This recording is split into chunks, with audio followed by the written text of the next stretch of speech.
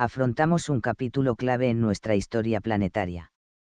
Una época caótica de varios miles de años, en donde el planeta se vería envuelto en una auténtica vorágine de acontecimientos, sentando las bases del actual estado de cosas, esto es, la cuarentena terrestre. La pregunta que seguramente os estaréis haciendo, es que cómo es posible que se decayese a semejante situación si partíamos en el anterior capítulo de una gran edad de oro en la Atlántida. Esta época dorada duraría alrededor de unos 5.000 años, y por lo que podemos deducir a partir de informaciones indirectas, podríamos encuadrarla entre el 32.000 y el 27.000 a.C. Fue una época tan sublime que incluso hay informaciones que apuntan a que en los planos superiores, se estaba ya contemplando la posibilidad de acometer la ascensión planetaria de la raza humana de la Atlántida, y subir a su vez de vibración a todo el planeta. Apuntamos también desde ahora que el Génesis bíblico, es un libro repleto de simbolismos derivados de muchas fuentes, entre ellas como no la manipulación, la asimilación de elementos de la mitología sumeria cuando los judíos fueron presos en Babilonia allá por el 580 a.C., pero que parte todo de una idea esencial, que es la concepción y el recuerdo difuso de haber vivido en un paraíso en la tierra, y después lamentablemente haberlo perdido.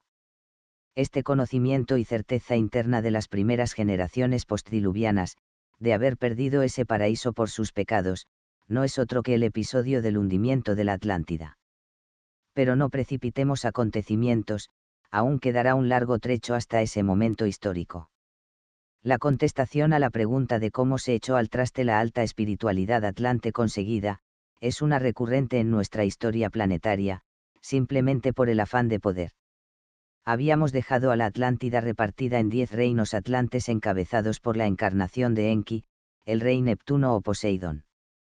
La alta espiritualidad lograda por las escuelas del misterio de Tot y la orden Melquisedec, habían logrado paulatinamente que atlantes más elevados consiguieran despertar la rica genética heredada de los maestros lémures y así, lograran manifestar y dominar los poderes psíquicos, mediúmnicos y artes alquímicas.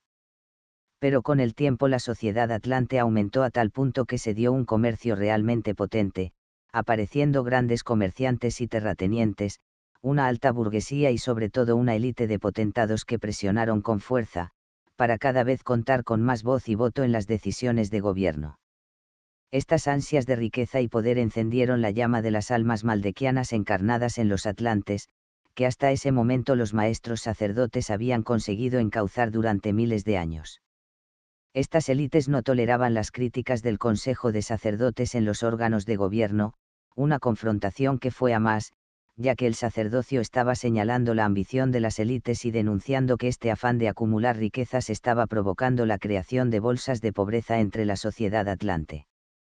En los tiempos gozosos nadie sentía la necesidad de opulencia, todo el mundo era rico ya que simplemente todos tenían lo que realmente necesitaban, hacían un trabajo para la comunidad durante unas horas al día y el resto lo dedicaban a crecimiento personal, unos iban a las escuelas del misterio, otros hacían deportes y juegos, otros simplemente paseaban, cada uno sentía y decidía lo que quería hacer con su tiempo libremente.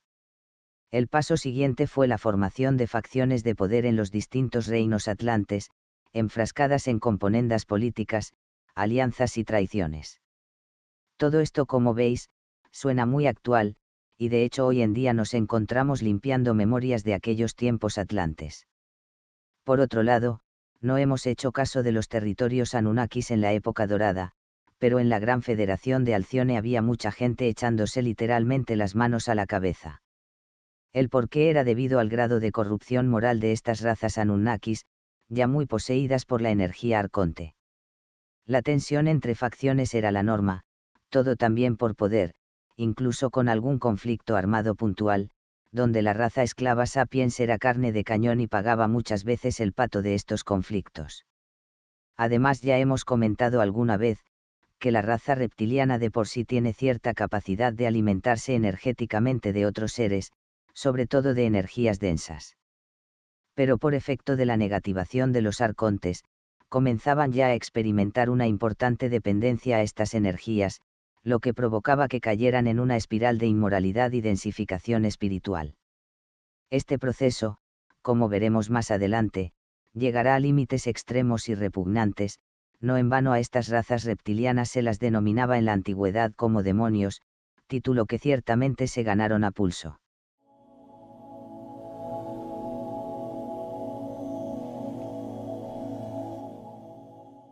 En la Gran Federación ya vimos tensiones decenas de miles de años atrás, demandando algunas federaciones incluso la intervención militar contra los Anunnakis, las huestes satánicas de Orión y Caligastía, por delito de alta traición y antes de que fuese demasiado tarde.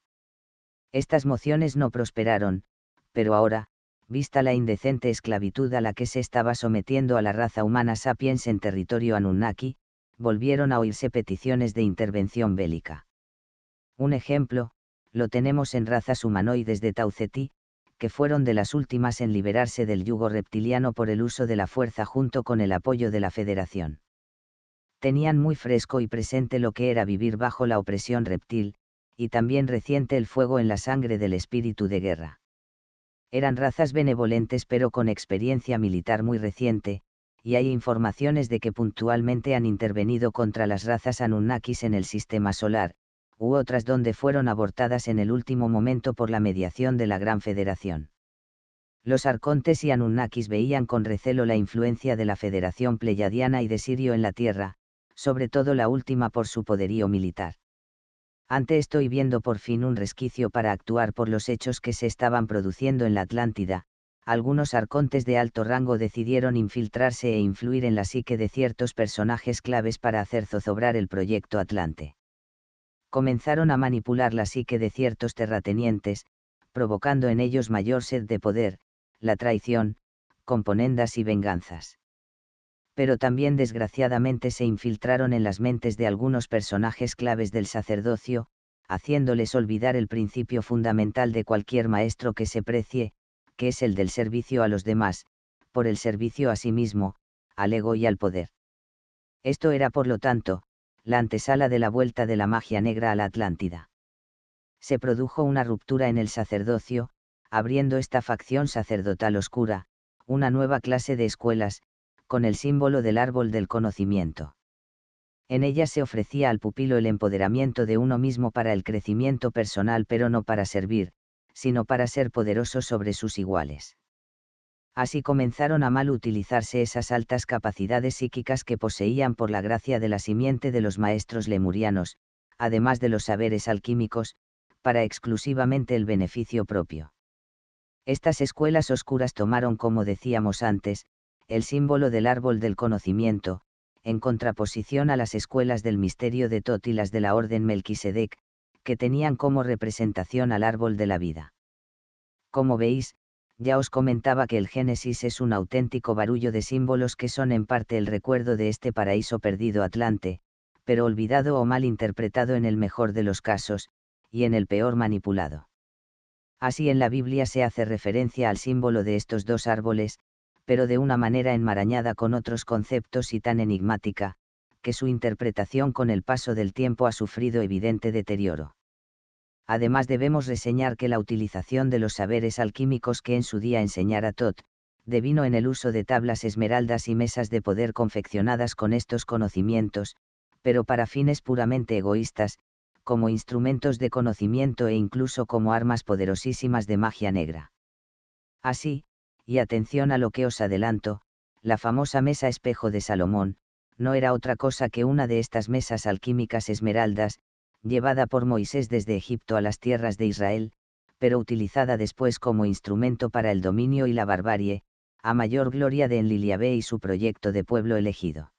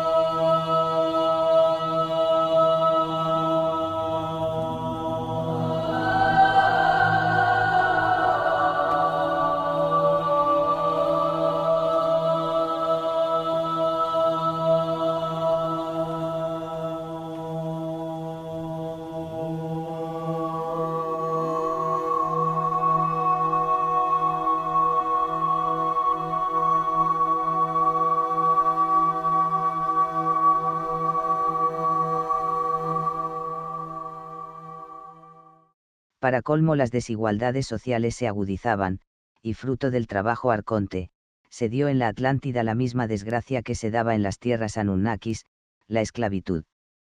Ahora los terratenientes atlantes hacían ostentación de poder ante otros por el número de esclavos a su servicio.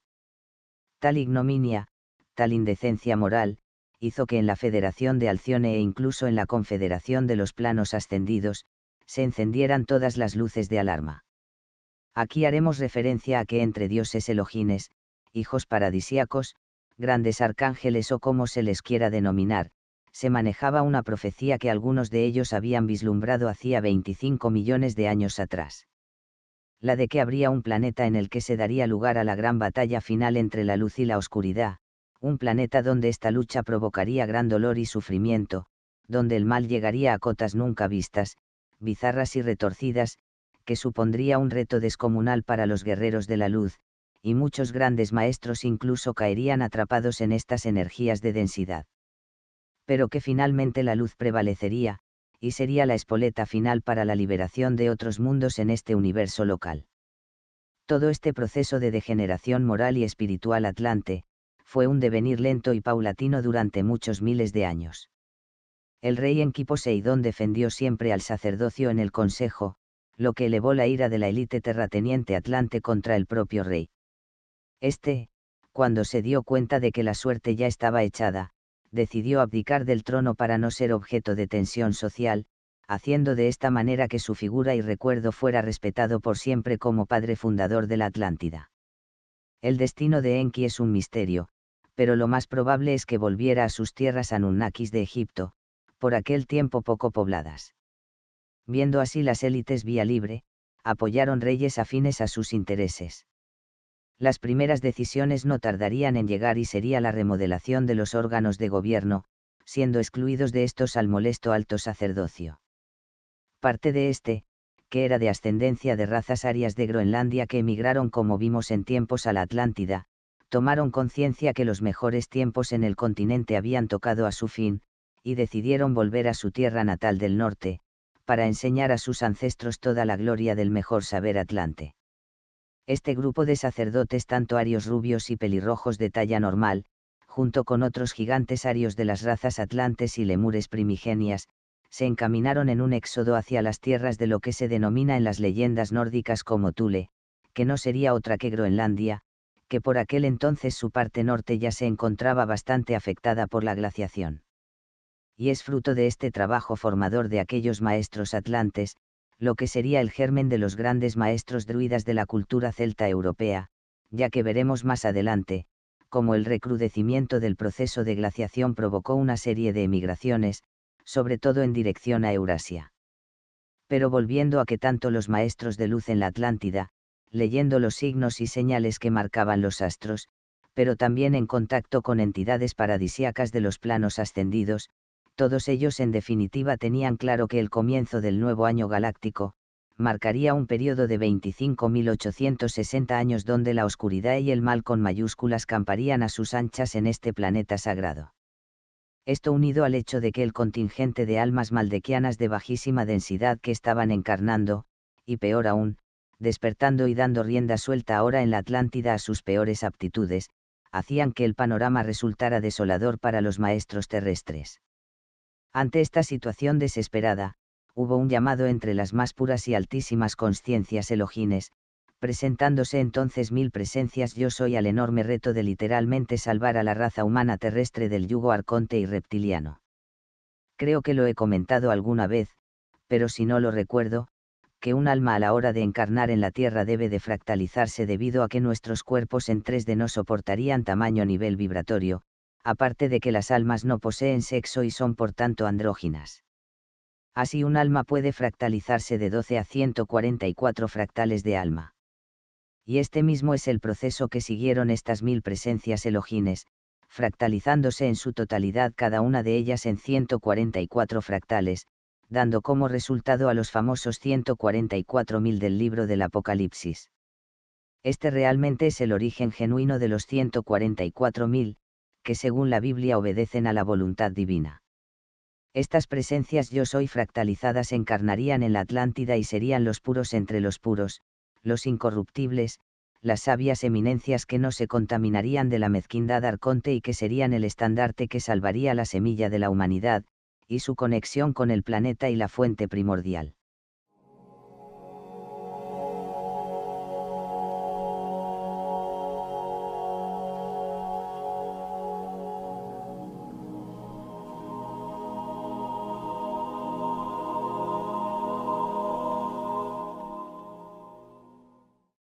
Este es el año, esta es la fecha que marcaba el nuevo ciclo galáctico, un ciclo que comenzaría de manera aciaga, representando todo un aviso de los retos venideros que habría que afrontar. En la Atlántida se estaban dando unos momentos realmente convulsos, donde las luchas entre clanes de poder, estaban dando paso ya a la violencia directa y a conflictos armados de carácter local dentro de algunos reinos, o entre los reinos mismos.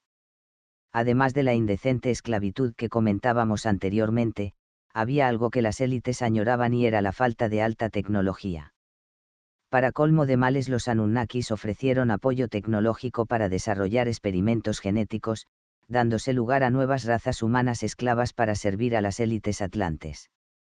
No se sabe muy bien las características físicas de estas razas, pero las pocas informaciones que hay al respecto es que fueron varias y de carácter muy regresivo, como no podía ser de otra forma por cortesía de la ciencia Anunnaki. Estos se frotaban las manos por conseguir influencia en territorio de la Federación, e intentando así rebajar el peso siriano y pleyadiano en la sociedad atlante.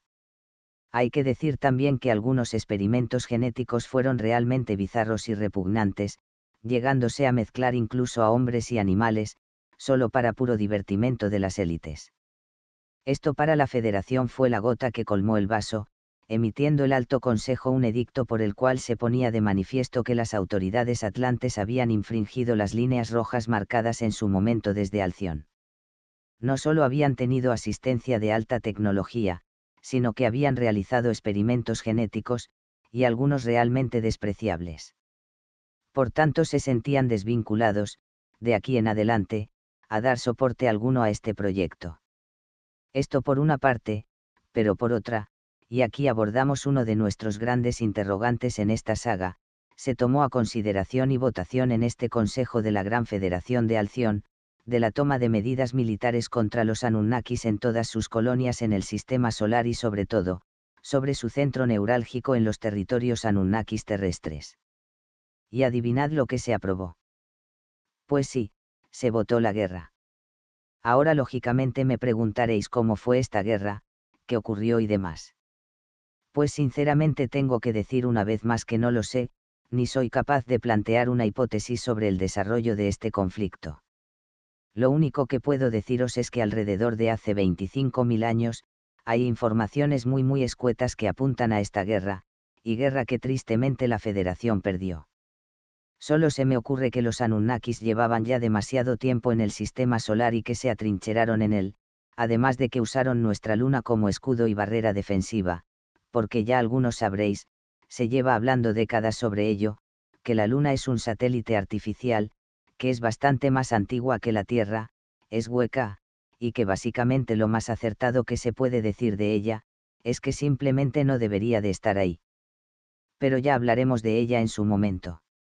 De aquí se derivan acontecimientos narrados en la mitología de medio mundo, de un tiempo donde estirpes de jóvenes dioses lucharon en los cielos contra razas veteranas de deidades, imponiéndose finalmente a estos viejos dioses. Esto lo podemos encontrar en el poema épico del Enuma Elí sumerio, o en la misma mitología griega vemos la victoria de los dioses encabezadas por Zeus, sobre su padre Cronos y la estirpe de los titanes.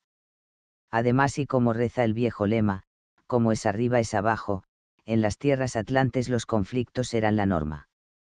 Se dieron luchas entre ciudades rivales donde ante la falta de armas tecnológicas de destrucción masiva, se malutilizaron las energías telúricas y del cosmos que canalizaban sus poderosas pirámides, y con la sabiduría en la utilización de cristales como el cuarzo, acumulaban y redirigían esas energías, para proyectar destructores rayos de plasma contra sus enemigos. Estas energías telúricas y del cosmos provenientes de la fuente, no son energías inertes, sino que están dotadas de conciencia, y al darse cuenta de esta utilización torticera y abyecta, no para sanar, no para proteger, no para construir, sino para destruir, estas energías se defendieron a sí mismas hundiéndose en la tierra en grandes cataclismos. Parece ser que la Atlántida tenía forma curva, como de plátano o boomerang, y cruzaba el Atlántico de lado a lado, desde las costas africanas de Cabo Verde, las Islas Canarias y Madeira, hasta el otro extremo, cercano a las costas de la Florida estadounidense. Y es en esta zona donde fuentes canalizadas apuntan, a que había grandes pirámides donde la energía de ellas fue mal utilizada a tal punto, que provocaron el hundimiento de estas tierras continentales atlantes, generando perturbaciones electromagnéticas de todo tipo, lo que nosotros hoy conocemos como el famoso Triángulo de las Bermudas. Este hundimiento de una porción de la Atlántida, y la descompensación de toda la red de estabilización terrestre, generó también hundimientos de zonas del norte de Lemuria ya de por sí muy inestables desde la Gran Guerra Lemur-Atlante, por aquel entonces abandonadas y prácticamente despobladas. Este fue un primer gran aviso de la Madre Tierra a la civilización atlante, un aviso que dejó helados a sus gentes y mandatarios, llegando con ello cierta calma y mesura, se detuvieron los conflictos y se intentaron reconducir asperezas entre todos los reinos del continente, recobrando su antigua unidad. Pero el germen oscuro de la esclavitud, el poder, la magia negra, la ciencia genética mal utilizada y demás densidades del espíritu y del ser atlante, ya estaban fuertemente enraizadas. Comenzaba así entre cataclismos, guerras, violencia y desgracias, un ciclo de 25.860 años de oscuridad, un año galáctico que nos haría caer en la densidad más inimaginable, acabando con el devenir de los milenios, por quedar atrapados en esta matrix planetaria.